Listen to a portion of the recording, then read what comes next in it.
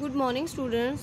हाँ जी बेटा, तुसी इस sound of vowel A the reading करनी आ। उस दिन भी आपां प्लान तक रीडिंग की सी, ठीक है। पेज नंबर 5 तो नैक्सट लाइन हैगी है तुहाडी CAB cab, TAB tab, LAB lab, JAB जैब, DAB dab, GRAB grab, TAG tag, LAG lag, BAG bag, RAG rag, WAG वैग, DRAG ड्रैग।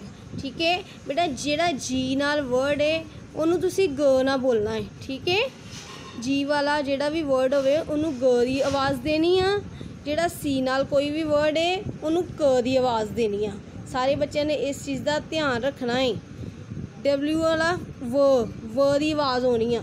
सारे बच्चों ने जदों भी वर्ड बोलना है अखर दा प्रोनाउंसिएशन का ध्यान रखना है। जी वाले वर्ड नू ग नाल, सी वाले वर्ड नू तुसी क नाल, W वाले नू तुसी व नाल। होर भी जेडे वर्ड होणगे मैं तुहानू दसूँगी। सारे बच्चों ने रीडिंग नू केयरफुली करना है। थैंक्स।